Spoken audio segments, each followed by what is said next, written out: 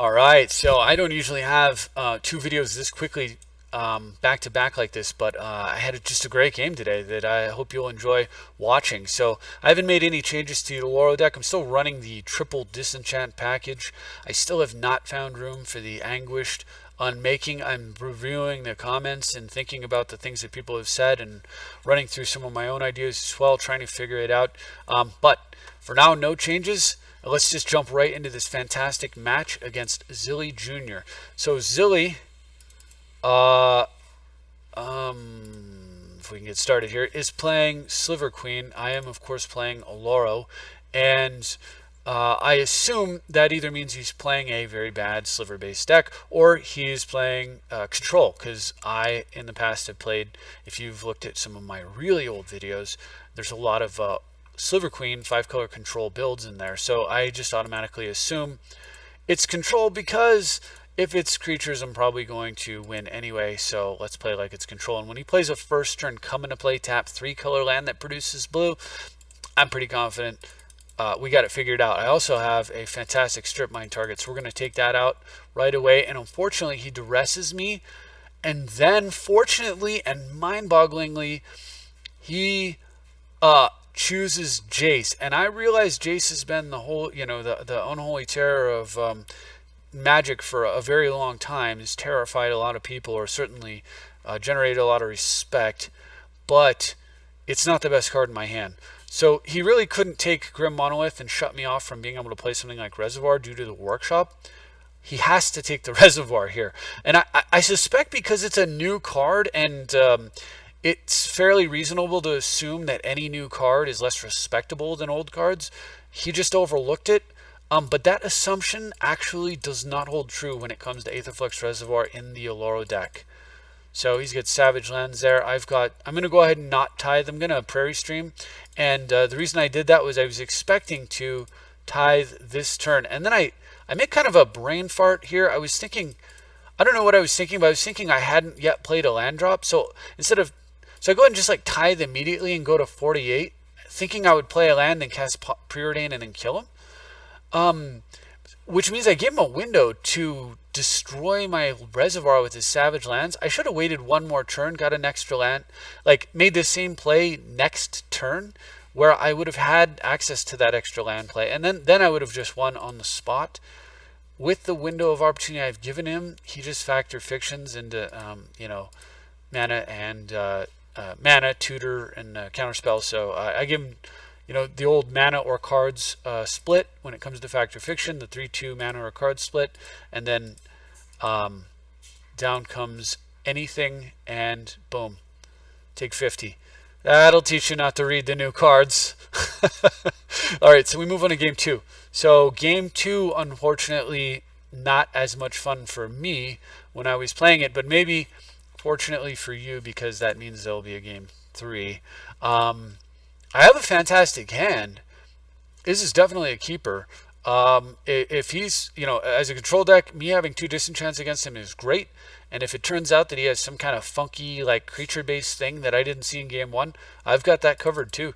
Plus, I've got a phenomenal ramp card that I can work my way into and then pull way ahead on mana. So, I mean, this is just all-around goodness. He plays a turn 1 Soul Ring. It's not what I want to see because, there is no Swords to Plowshares for artifacts and enchantments, except for in green or red, you can kill a turn 1 Soul Ring. But if you're not playing green or red, sucks to be you. I really wish they would make a Swords to Plowshares for artifacts and enchantments. A Swords to Plowshares disenchant that is my wish for, of all Magic cards that they could print, that is the card I wish they would print more than anything. But anyway, moving on, he just plays a Preordain and does nothing with the 4 mana, so I think, okay, this is great. Land, let's just immediately disenchant his Soul Ring. Then I think, wait a minute, I have a better idea. Let's wait for him to sack his fetch, and then in response, I'll disenchant his Soul Ring, and that way he won't have any mana up to respond with, some kind of a play. And then he doesn't fetch, and because he doesn't fetch, and I've passed priority, I can't disenchant his Soul Ring. I realized I made a huge mistake. I don't know. I mean, I assumed like 99.9% of the people I play, he would sack the fetch at the end of my turn. He makes the correct play, though. I should have given him the benefit of the doubt, especially seeing the card quality I have, and just went for the Soul Ring. Now he's got 2 mana and he can counterspell my Divine Offering. But that being said, the best time to use it is still during his upkeep before he gets his 6th card. The 6th card could be the counterspell he needs before he has full information to make the best decision for his turn. I want to tap him out before we get to his main phase so he can't use the mana, or if I'm lucky and kill the Soul Ring, so much the better. And then I don't know what I was doing. I have no idea what I was doing. I actually let him get all the way to his main phase. He strip mines offensively, definitely the right play, forcing me to go after his Soul Ring now at the worst possible time for me. I mean, if he had Jace right there, I am in big trouble, right? He could have just cast a Jace and let the Soul Ring die and probably just win the game on that play alone. But he has Remand. Remand means I get to kill his Soul Ring. All right, let's go after it. Or not. Remand means he's setting me up for a Spell Pierce and doing it very well. So definitely kudos to Zilly Jr. for an excellent line of play that punished me severely. And then he has his draw just goes from bad to worse for me. A Sylvan Library. It's the green Necropotence. Fortunately, of course, I've got the Disenchant, so the correct play is to kill Sylvan. Maybe. So here's the thinking. He just gushed and set himself back some mana, and he's got a handful of cards. So if he were to draw 3, if I were to kill his Soul Ring and he were to draw 3, let's say, go to 9 cards in hand, play a land, 8 cards in hand, maybe he makes a play and goes to 7, but if he doesn't, he's going to discard. It's not like a phenomenal turn there. And even when he's done at that point, let's say, he's got, and he draws 3 more back to, 10. I mean, it's very difficult for a control deck to ramp out if you can kill their mana. Meanwhile, on the other hand, I've got an excellent line of play. If I kill his Soul Ring now and then follow up with like Dark Confidant, or I could just fabricate for Mana Crypt into Dark Confidant, then I have a ton of mana that I can use to get out of Dynamo, maybe push my commander, and I could be drawing 3 cards per turn while smashing his face and making that life that he's paying hurt. I think maybe the play here might actually be unusually to kill the Soul Ring. I think that hurts the control deck worse than killing the Sylvan Library. Here's the problem. I have read this entire match wrong. This guy is not a control player.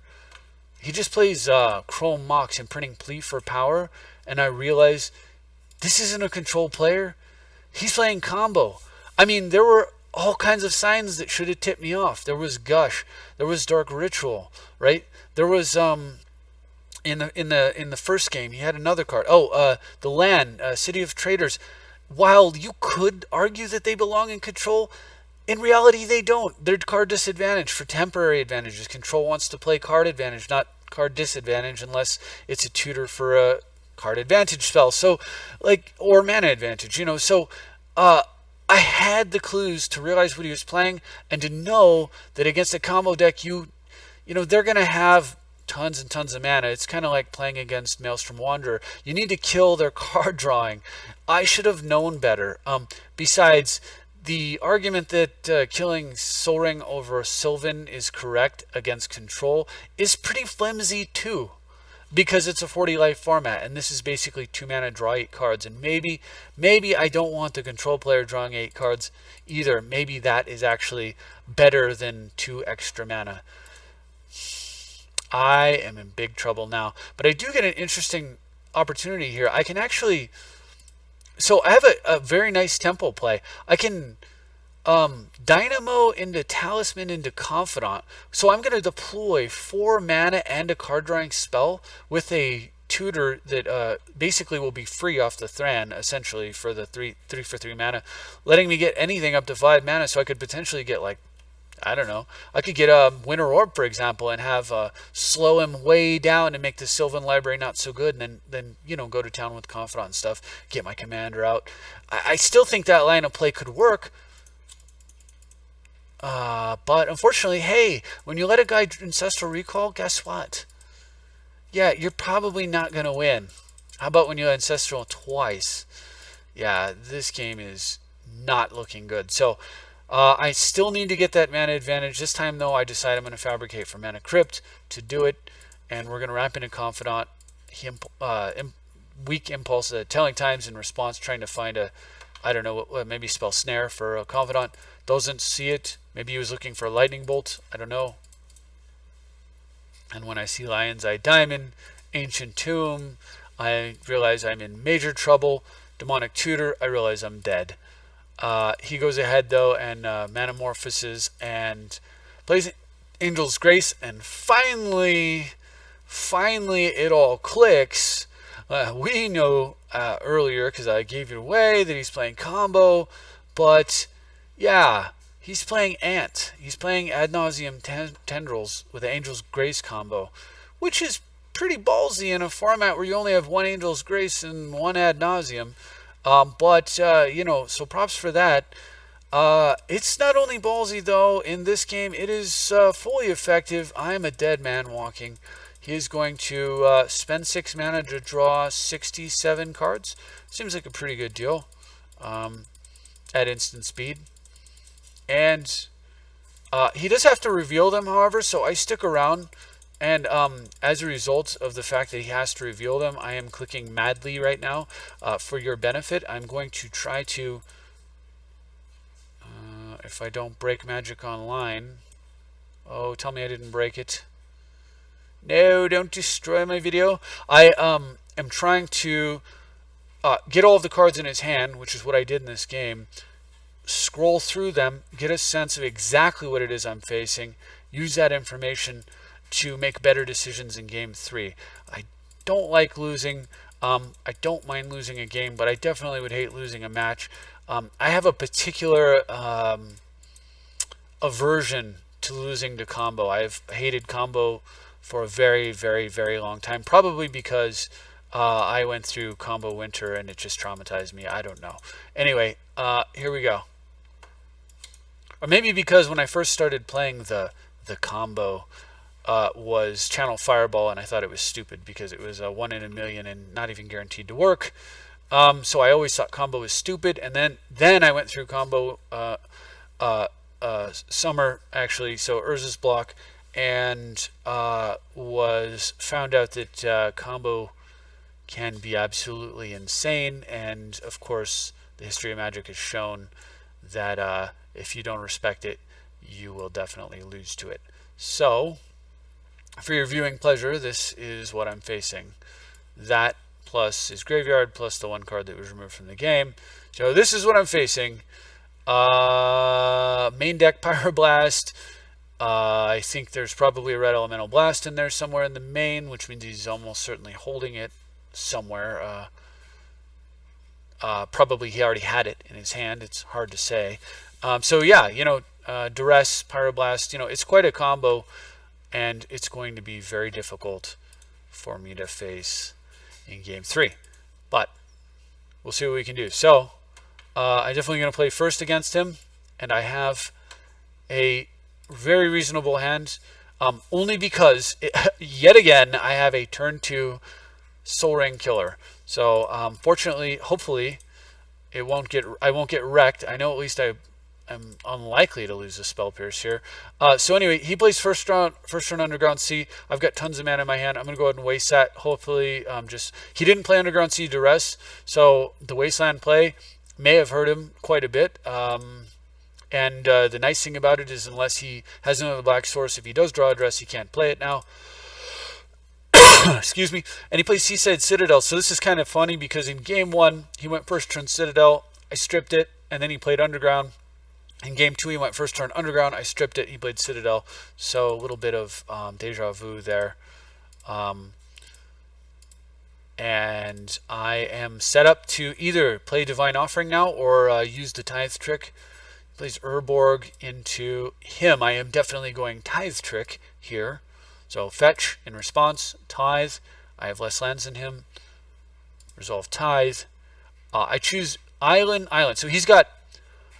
He's got Urborg in play, so I'm going to get double blue-white duels since these are tri-lands now. And also because I don't want him to color screw me. If I didn't take, like, let's say I took a white land and something else, and he hit the two white lands, then of course I would only have, I'd be down to just one left, one blue, one left. It would be easier for me. Like, this guarantees that no matter how he hits me on the him, the Misty Reinforces resolve. Of course, I'm going to get a tap black line here. So no matter how he hits me on the him, I'm going to at least have a second white source for humility. So he does hit one plains, which is fantastic. Tithe padded my hand, but he hits my future sight. That sucks pretty bad. But at least I have all of my defenses in place, so I can not lose for a little while, which is good. I like not losing. All right. So I go ahead and play Hallowed Fountain here, tapped. I just didn't read that he would have like something like a Wasteland plus Necropotence here. I just did not have that feeling at all. So I felt it would be safe to play this, and I wanted to make sure that I could get to 50, over 50 as soon as possible, so that if I luck into a insta kill, I want to pull the trigger. Because as it turns out, with that new card in Oloro, I am actually playing a combo deck too. It is a one-card combo with my commander, who I don't have to cast. So he runs out Gilded Lotus off of an Ancient Tomb, and this is super interesting for me here because my first instinct was counter it, and then my second instinct was destroy it. My third instinct was much better than that, though. So I haven't bluffed Mana Drain yet, so now is the turn to do it. So I go ahead and bluff Mana Drain because I do not have it. So probably the best time to fake that I do. And I go for Metamorph, and it resolves. Oh, baby. I'm going to immediately destroy his Gilded Lotus, which is going to ramp me over the 50 life threshold. So I am now ready to go lethal at any time. He Mystical Tutors in response, and he fetches a Ad Nauseam. So killing this was huge because if I hadn't, he would have had Mystical Tutor for Ad Nauseam with enough mana to cast Ad Nauseam plus a 3 mana counter spell, play land, maybe a 4, double counter spell, a Duress in a counter, who knows. Now, at least he's got some decision making. So if he wants to go for a raw Nauseam without Angel's Grace, and he has like a Duress, he can do it here. He'll be able to push it through, but that'll minimize a lot of the damage. If he has Angel's Grace and Ad Nauseam, I get to counter Ad Nauseam, and then he is in big trouble. Of course, he can. There's lots of refills and time twisters and stuff, but at least it puts him in a bind. What he does instead, though, is he goes for Future Sight. I did not expect that. I do not want to see that. I will forbid that. And it resolves. So lucky me, he didn't have the rest into Future Sight, which probably would have broke my back. Considering I just drew a blank, but I can now deploy Karn, and I know he's got Ad Nauseam, and I have no way to stop him except his entire Ad Nauseam play, due to having just used his fetches, relies on him having an Urborg, and I haven't played my Urborg, so I just nuked 2 swamps with one play. He cannot cast it, to my knowledge, unless he has something like, well, he needs artifact mana here, basically, in order to pull it off. And he does not have that. So I am just chilling out on my fetches, letting Karn do some good work over there. What does he exile this time? He got Verdant Catacombs. Not particularly stellar, but it is particularly surprising. Why would he play Volcanic over Verdant when Verdant would get him halfway to Ad Nauseam? That is very confusing. So I don't know the answer to it, and there's very little I can do about it other than maybe put up a good bluff. So I'm going to go ahead and play my commander to try to dig for more counters and pressure him as quickly as I can. My intent, if he doesn't do anything next turn, is to Karn away his Ancient Tomb and really slow him down. Although I'm looking at his mana base trying to figure, like, is there a better target? It might actually be Volcanic Island to shut off a color, but he goes for a play that makes no sense at all. he pitches Ad Nauseam to get Future Sight.